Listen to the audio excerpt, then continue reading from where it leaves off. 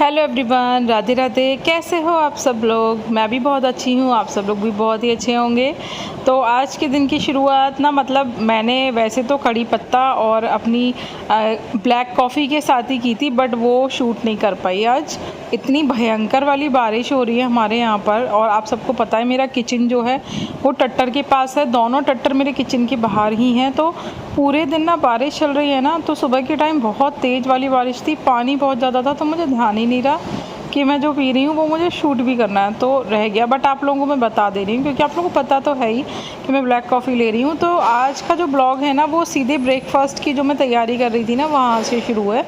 लेकिन फिर भी मैं आप लोगों को बता दूँ कि बहुत सारे लोग ना ये पूछ रहे थे कि ब्लैक कॉफ़ी ना कड़वी लगती है उनको, तो वो कैसे लें, है ना। तो ब्लैक कॉफ़ी लेने का एक और तरीका मैं आपको बता देती हूँ। आप उसमें ना कोई फ्लेवर ऐड कर सकते हो, ठीक है। अब देखो, मैं आपसे ये तो नहीं कहूँगी कि उसमें गुड़ शहद ऐड करो, क्योंकि फिर उससे एक तो कैलोरी बढ़ जाती है और दूसरा शुगर पेशेंट्स के लिए वो ठीक नहीं है।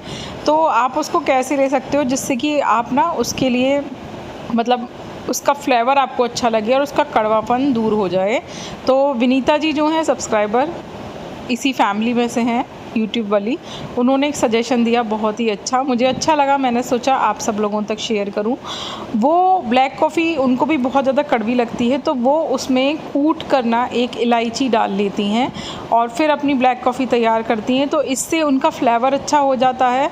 आप इलायची की जगह पर तुलसी पत्ता भी ऐड कर सकते हो, पुदीना पत्ता भी ऐड कर सकते हो, ठीक है। तो जो भी आपको चीज़ें ठीक लगें आप वो ऐड कर सकते हो।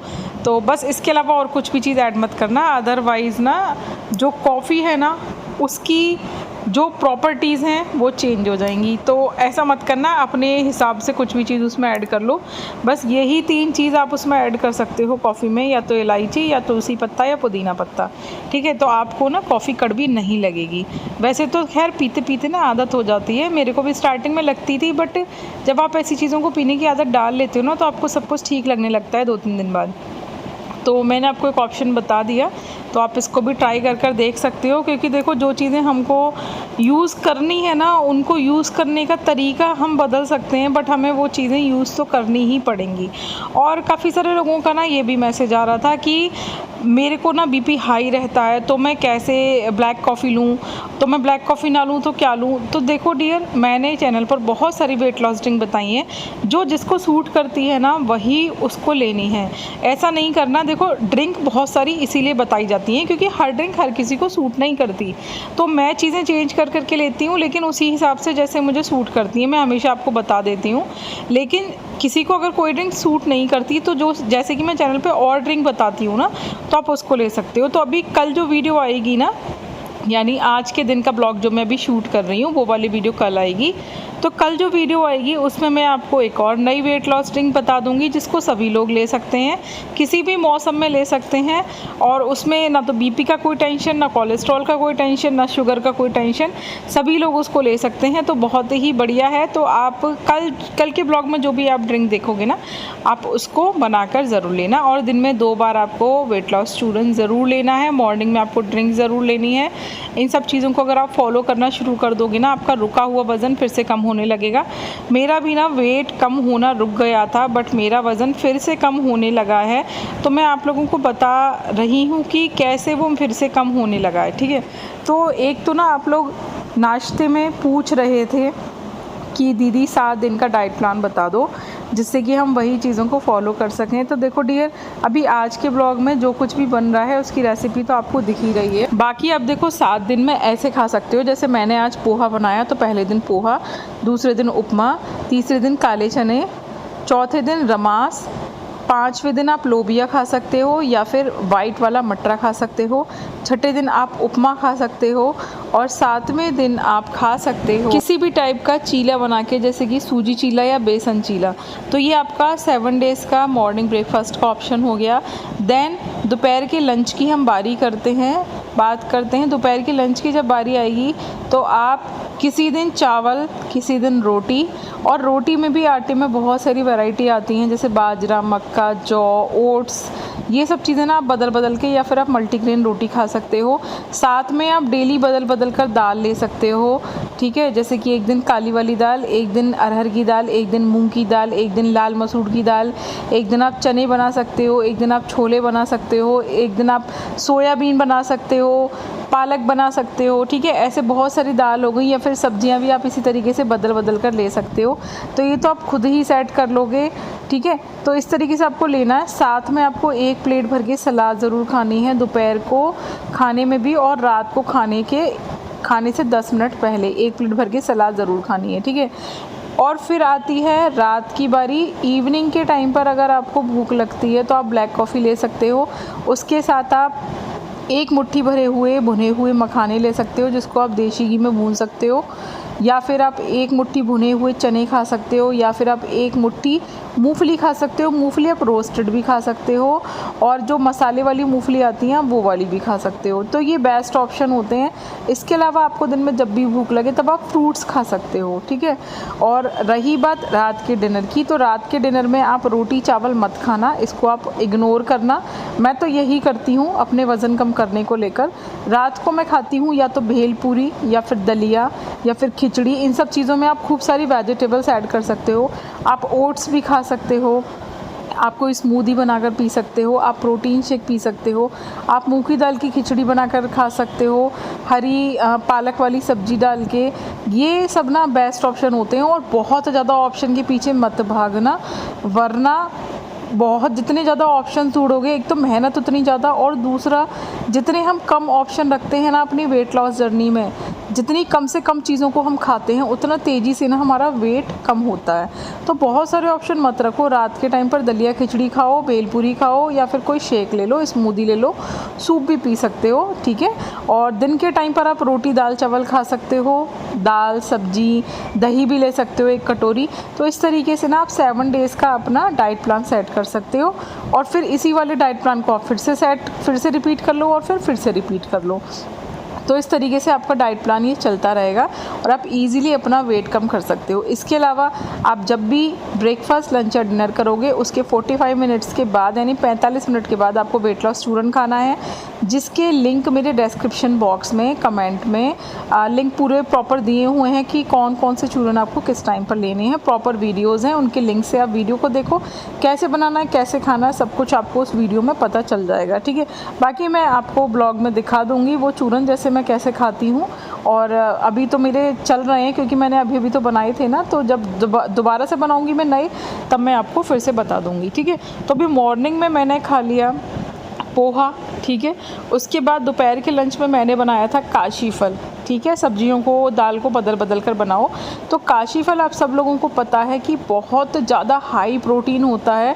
आजकल तो पम्पकिन सीड्स मार्केट में अलग से मिलने लगे हैं, वरना आप कच्चा काशी फल ख़रीदो, उसे गूदे और सीड के साथ यानी बीज के साथ ही बना लो। तो आपको मार्केट में सीड बहुत महंगे मिलते हैं, लोग अलग से ख़रीद के खाते हैं, और काशी फल खाना लोगों को पसंद नहीं होता, बट उसके सीड अलग से खा लेते हैं। लेकिन भैया मैं तो कहती हूँ कि जब काशी फल इतना सस्ता मिलता है और उसके बीज इतने सस्ते मिल जाते हैं उसमें, तो अलग से बीज खरीद के क्यों खाने। सब्जियों को खाओ ना अच्छे से, उसका गूदा और बीज लोग निकाल कर फेंक देते हैं और फिर मार्केट से खरीद कर खाते हैं। मैंने देखा है लोगों को, इसलिए मैं आपको बता रही हूँ।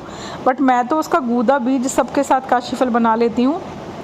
इन लोगों को खट्टा मीठा काशी फल पसंद है तो मैं उसमें किशमिश वगैरह भी ऐड कर देती हूँ, तो बढ़िया बनता है। और हमेशा खाना खाने से पहले मैं कोई ना कोई फल ज़रूर खाती हूँ। लेकिन अभी क्योंकि मुझे स्लिप डिस्क की ना दिक्कत हो रही है और मेरे जॉइंट्स में बहुत ज़्यादा पेन हो रहा है, तो इस वजह से आप लोगों ने ही सजेशन दिया था कि दीदी आप कुछ दिन सैलड मत खाइए कच्चा, और दही मत खाइए, कुछ भी कच्ची सब्ज़ी वगैरह आप मत खाइए। तो इसीलिए ना मैं अभी कुछ दिन कच्चा सलाद नहीं खा रही हूँ बिल्कुल भी, और दही भी मैंने बंद कर दिया है। लेकिन मैं केला खा रही हूँ डेली, क्योंकि केला खाने से ना बॉडी बहुत ज़्यादा रिलैक्स फील करती है, हमारे हार्मोन्स ठीक से चलते हैं। और केले में ना बहुत सारे विटामिन और मिनरल्स होते हैं जो हमारी बॉडी के लिए बहुत ही ज़्यादा ज़रूरी होते हैं, जो कि इस टाइम भी मुझे बहुत ज़्यादा ज़रूरी हैं लेने। इसलिए मैं केला डेली खा रही हूँ। दोपहर के टाइम पर खाना खाने से पहले मैं एक केला ज़रूर खा लेती हूँ। उसके बाद फिर मैंने ना यूं ही काशी फल की सब्ज़ी से 2 पराठे खा लिए थे।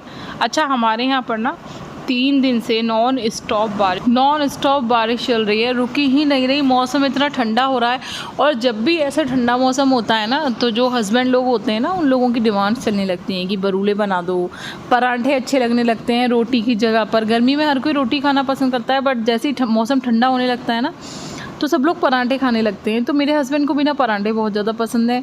तो अब भैया जब पराठे बन रहे हैं तो फिर मैंने भी पराठे ही खा लेती हूँ। ऐसा कुछ नहीं है जैसा आप लोग सोचो कि रोटी खा के ही वज़न कम होगा या फिर पराठे आप खा लोगे तो क्या दिक्कत है। भैया ऐसा कुछ नहीं होता। देखो रोटी पे भी घी लगता है मतलब ऑयल, ठीक है, पराठे पर भी घी लगता है मतलब कि ऑयल। अब आप उसे कैसे भी लगा के खा लो, कोई फ़र्क नहीं पड़ता। तो इतना कुछ ज़्यादा ना मैटर नहीं करता कैलोरी का। तो आपको जैसे पसंद है, रोटी पसंद है, पराठा पसंद है, आप वैसे खा सकते हो दिन में। रात के टाइम पर आप मत लेना इन सब चीज़ों को, ठीक है। और ऐसा नहीं है कि आप स्टफ़ पराठा नहीं खा सकते, आप स्टफ़ पराठा भी खा सकते हो।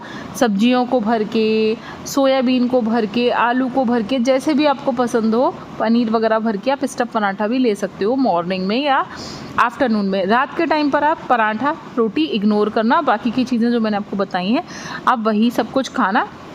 इससे ना आपका वेट बहुत ज़्यादा तेज़ी से कम होगा।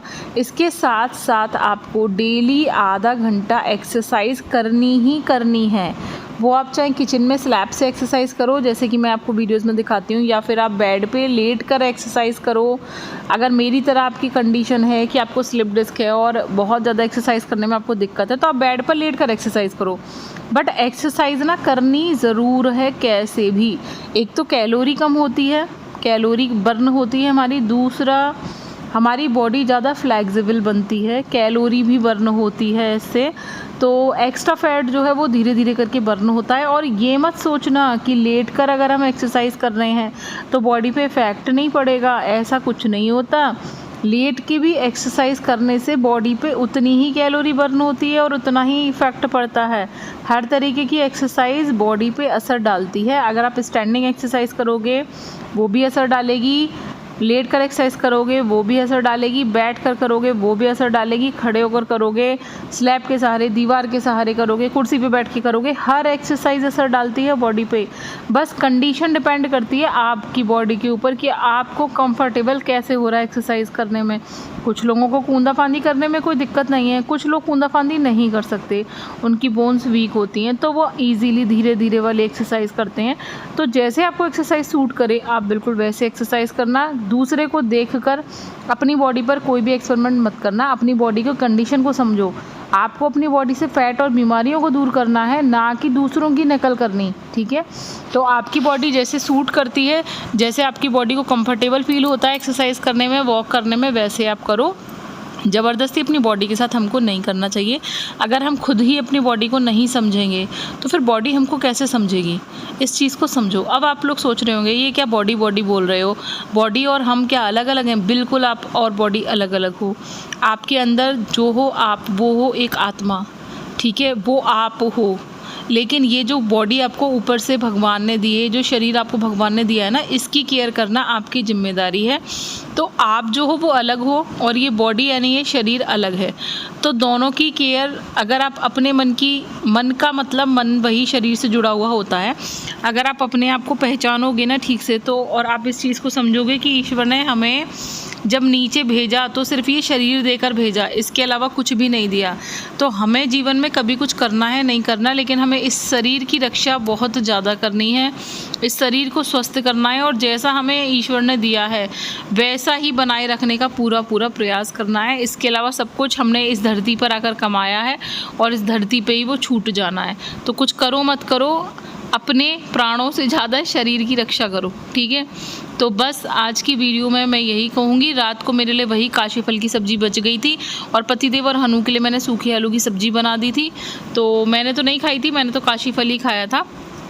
तो आज की वीडियो मैं यहीं पर ख़त्म करना चाहूँगी। आपको आज की वीडियो कैसी लगी ज़रूर बताना। अगर आप पहली बार आए हो तो मेरे चैनल को सब्सक्राइब ज़रूर करना। और कितने लोग मेरे साथ करवा चौथ का वेट लॉस चैलेंज ले रहे हो, कितना वज़न कम करना है, ये सब कुछ मुझे कमेंट करके ज़रूर बताना। वीडियो पसंद आए तो लाइक और शेयर ज़रूर करना। मैं मिलूँगी आपसे कल की वीडियो में, कल की नई रेसिपीज़ के साथ। Okay, bye bye.